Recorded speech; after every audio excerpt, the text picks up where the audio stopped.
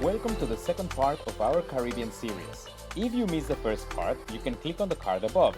And in today's video, we're going back to the next 3 islands of the same side of the Caribbean. Now pack your suitcases and travel with us to the second part of the Eastern Caribbean.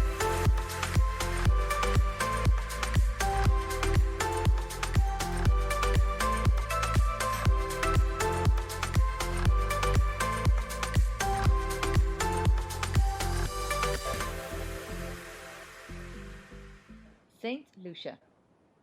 If you have ever heard about this Caribbean island, then for sure you have heard about its most famous and iconic site, the Pitons, or as it should be properly said, Les Pitons. Is that correct? Mm-hmm. They are basically 2 sister mountains. The biggest one is called Gros Piton, and the smaller one it's called Petit Piton. Yeah? Great. These 2 mountains are only visible from the southwest part of the island, so if you do want to see them, you need to either make a tour or take a taxi. There are many tours that can take you to hike up these mountains, but if you're visiting on a cruise ship, be sure to leave very, very early so you can have time to come back, because the hike can take up to 5 hours.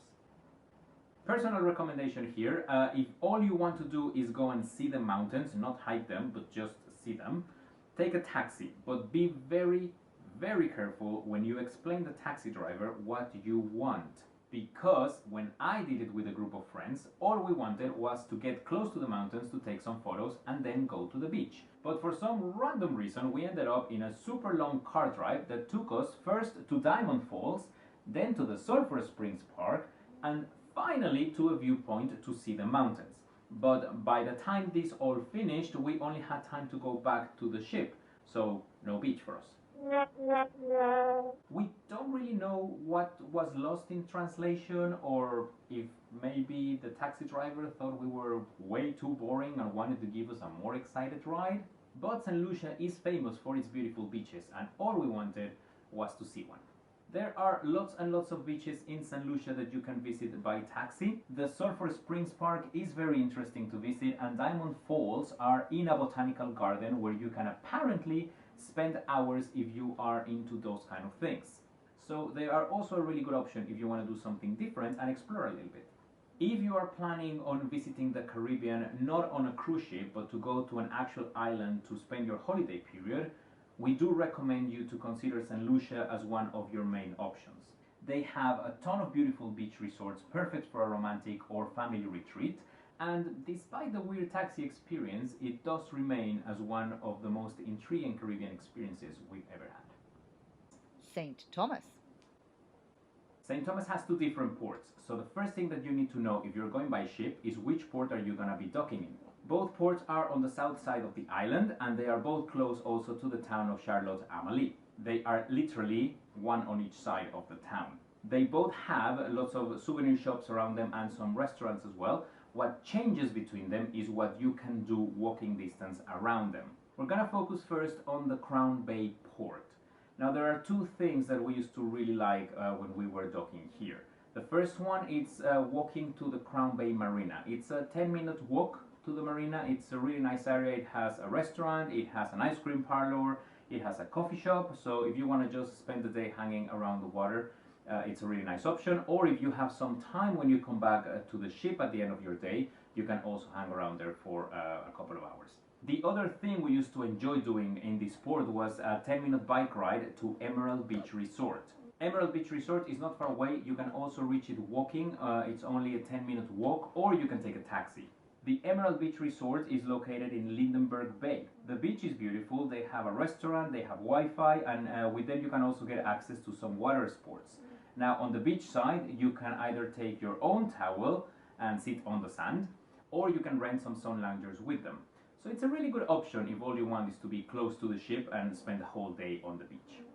If you're not visiting St. Thomas by cruise ship and you're actually flying to the island, we do recommend you to take a look at this resort, because it's really close to the airport. The beach is really nice, it's close to the town, so it's a really good option for you to spend your holiday. We're gonna leave the link for the website on the description below. And as we mentioned before, Crown Bay Port is also close to the Charlotte-Amalie town. You can take a taxi and be there in 10 minutes, or if you walk, it's a 40-minute walk, so we recommend you to take a taxi. The other port in St. Thomas is known as the West India Company Dock, or as it is most commonly known, Havenside. This port is on the other side of the town of Charlotte-Amalie, and when you step outside the port area, the first thing that you have right in front of you is the way to get one of St. Thomas' most popular postcard pictures, which is the cable car, better known as the Sky Ride to Paradise Point. This doesn't really take a lot of time to do, so if you get out of the ship early, you can do it before heading to the beach, or if you go to the beach early, you can do it before getting back on board the ship. Or you can do it both times because the ticket for the cable car actually gives you full day access. Now this is kind of a you pay for the view situation because the ticket to go there it's $21 per person. So it might be a little bit steep, but if you can afford it and you get the chance to go, the views are phenomenal. And if you have enough time, the ticket also gives you access to the little Ferris wheel that they have at the top as well. We are going to leave the link in the description below so you can take a look at the website and also get your tickets in advance so you can avoid the queues on the day. Besides the Ferris wheel at the top, you will find a restaurant bar which is famous for creating the Bailey's Bushwhacker. It is a really good frozen cocktail priced around $7.50. If you are already up there, give it a go. Walking distance from the West India Company Dock, Havenside. You have lots of shops and restaurants. If you want to walk to the town of Charlotte-Amalie, you can take a taxi and be there in less than 10 minutes, or you can walk there, it's a half-an-hour walk. If you want to do something a little bit different and adventurous, one of the things we used to love doing in this port was taking a back ride up the mountain following Frenchman's Bay Road. And no more than 15 minutes away, you can find the Marriott's Frenchman's Cove. It is a resort, but one of the most beautiful things of this place is that the beach is kind of hidden, so there's not always a lot of people. Sometimes they even used to have some inflatable climbing towers that we used to use. I'm pretty sure they belong to the hotel, but we use them anyway. St. Thomas also have a lot of things to do around the island. It is a big island like St. Martin. There are more than 40 beautiful beaches. They are all stunning, and in most of them you will also find snorkeling and water sports. So whichever beach you choose, can't go wrong. In the middle of the island there is a place called Blackbeard's Castle, which is a 1679 watchtower built to protect the harbor. Very nice to visit for historic purposes and also if you have kids. Now Blackbeard's Castle was damaged during Hurricane Irma in 2017, and as far as I'm concerned it wasn't open yet. So when you visit, do check the website just for updated information. The link will also be down below. Also, if you have kids, St. Thomas has the Coral World Ocean Park and Undersea Observatory. You can swim with the sea lions, they have a shark pool, and you can learn a lot about marine life. We never actually got the chance to go there, but people that actually visit the place had really great reviews about it. Nassau. Finally, among our favorite Eastern Caribbean islands, we have Nassau, which actually is not in the Caribbean, it's in the Bahamas. But most cruise ships will include it in their Eastern Caribbean itineraries, which is why we included it in this video. The most famous thing to do in Nassau is something you have probably already seen on TV at least once. The Aquaventure water park at the Atlantis Resort. A 62-hectare waterscape which includes fresh and saltwater lagoons, pools, marine habitats, water slides, river rides, and of course, beach. Tickets to get day access here go between $150 and $160 per adult and between $90 and $100 per kid. It is only a 30-minute walk from the port, or you can also reach it by taxi, which is around $4 or $5 per person plus $1 for the toll bridge. Don't forget to check the price before you actually get in one.